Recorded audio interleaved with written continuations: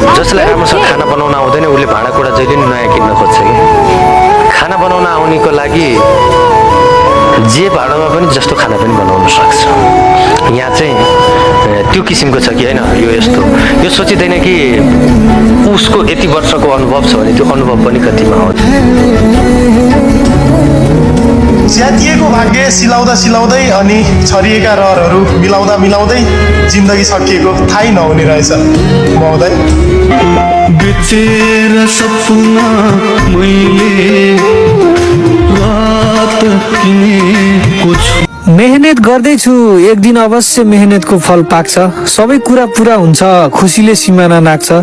यो संसार जतिसुकै रमाइलो किन नहोस् तिमीसँग नबोले यो सबै सुनसान लाग्छ आमा ड्राइभर रहेछ कसरी पाल्ला नसोच माया हरेक होटलको खाना चाखेको छु ड्राइभर रहेछ कसरी पाल्ला नसोच माया हरेक होटलको खाना चाखेको छु स्टेरिङै घुमाएको भरमा तिमीलाई पाल्ने हिम्मत राखेको छु